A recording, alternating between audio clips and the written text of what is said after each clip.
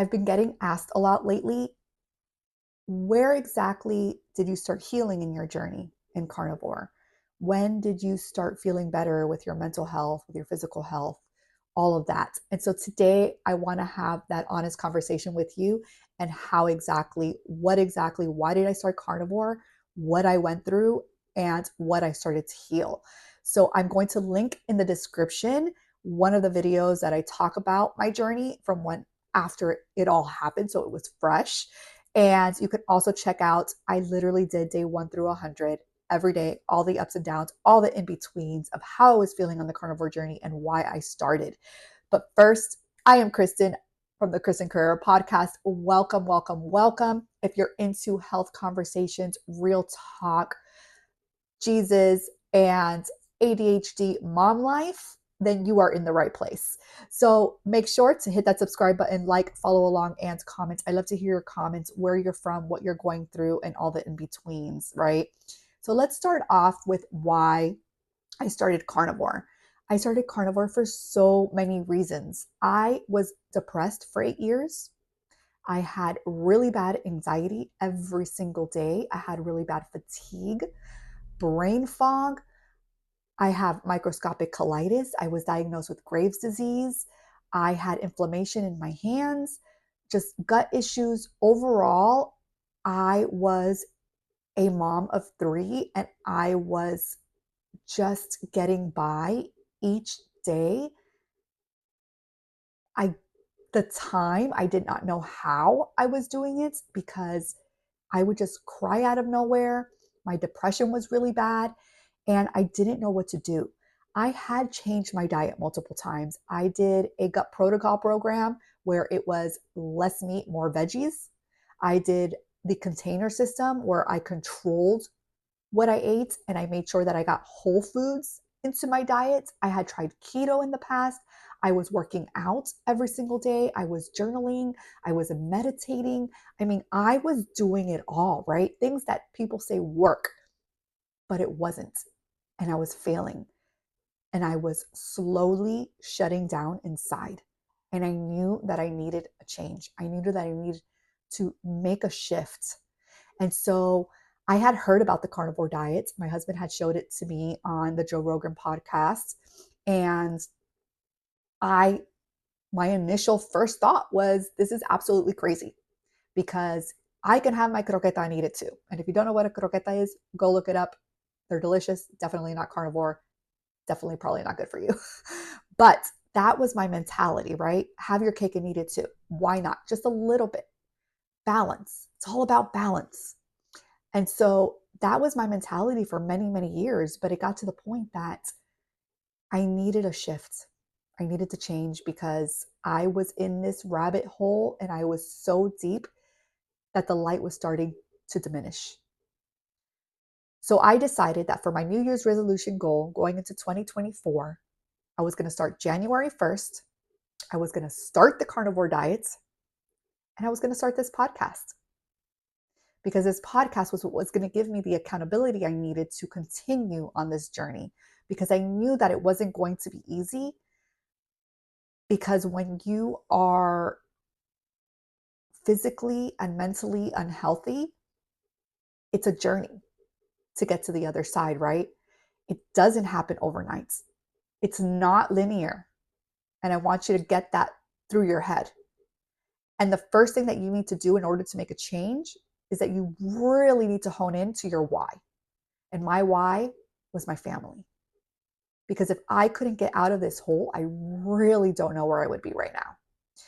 So I had heard a lot of testimonies on top of it all. And a lot of these testimonies where in a week I had all this energy and in 2 weeks I had no more anxiety and like all these things that I was like, wow, I can't wait. But here's the thing. And one of the things that is also key and important to understand is that we cannot compare ourselves to the people on the internet. And this has been a long, hard lesson that I continue to learn and continue to struggle with and continue to grow from because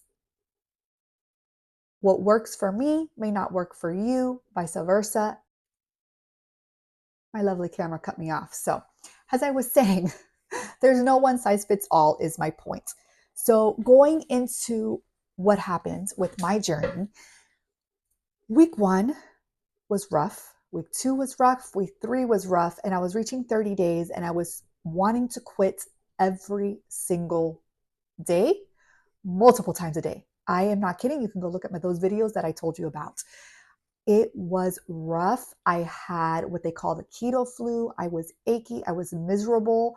I couldn't keep down meat. So I had to switch it up um, to like chicken and other things to switch it up because I just couldn't do eggs and steak and ground beef every single day. I had my gut issues. I was still super fatigued. I couldn't get that out. I was still crying. I was still depressed. And so I felt like it was not working. And then finally, after 30 days, I was heading to my baby at the time. We were doing a little like mom and me musical class. And right before heading out and driving over there, usually I always had a lot of anxiety. Just meeting up with people and being in a room full of people just made me really anxious. And I realized that for the first time, I wasn't feeling anxious. So that was like one little sign that I was like, yeah, it could be mental, but I feel like it's working. And I also had spurts of energy more than usual. My anxiety wasn't as consistent. I still had anxiety, but it wasn't as bad. And so after 30 days, I decided when I first made my New Year's resolution goal, let me go back real quick. This is my ADHD. I actually only said I'm going to do 30 days. My challenge was 30 days. A small challenge because I feel that when you do these really big New Year's resolution goals, that's when most people quit because it feels too hard and it's too long of an actual goal to reach. So I said, I'm only going to do 30 days. I can do 30 days. I got this. Let's go. So reaching the 30 days, I knew that I wanted to continue. So I made another goal and I said, I'm going to do 60 days. And I will not forget the day that I realized that Carnivore was working, was a day that I did not cry the entire day, that I didn't feel sad. And when I realized that, I was like, I got to keep going. I got to see what else I can feel from this. I'm getting more energy.